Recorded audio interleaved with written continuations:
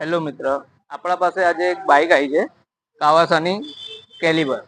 એમાં પ્રોબ્લેમ છે કરંટનું. હું આજે તમને બતાવું છું આવી બધી ગાડીઓમાં કઈ રીતે કરંટ જાય છે.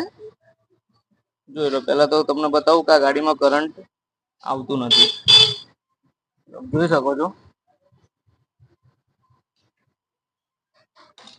જોઈ લો બરાબર. હવે એમાં હું તમને બતાવી દઉં એક વસ્તુ.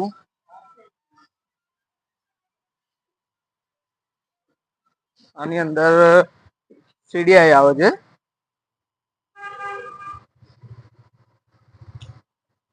પેલા વાયર જોઈ લેવાના કે તૂટલું છે કે નહીં. આમાં પહેલા નંબરમાં સીડીઆઈ તમારે ચેક કરવો.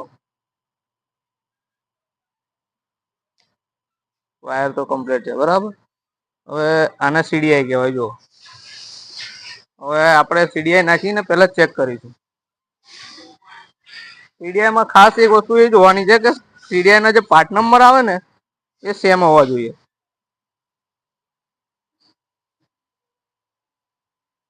બરાબર, તમારે જોઈ લેવાનું કે બધું સેમ છે કે નહીં. એ ફરી તમે અંદર લગાવીને હું બતાવી દઉં.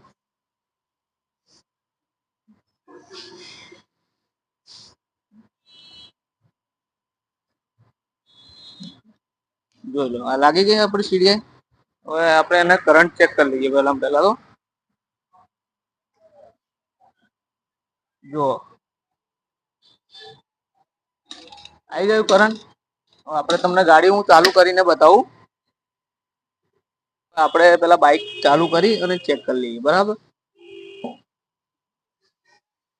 હવે બીજી નંબરમાં કે એક ચોમાસાની અંદર આ બધી જૂની ગાડીઓમાં છે ને અમુક અમુક કોઇલ ને તમે સેફ્ટી કરવાની રાખો. જેવું કે મિનિમમ મારો જો થઈ ગઈ ચાલુ.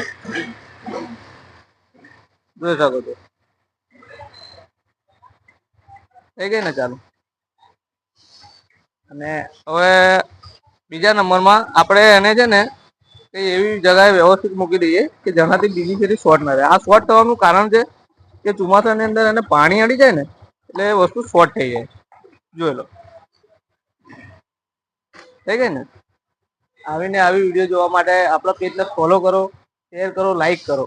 અને આપણા દુકાનનું એડ્રેસ છે ન્યૂ આવકાર ઓટો ગેરેજ માતર, રાજપુર ચોક.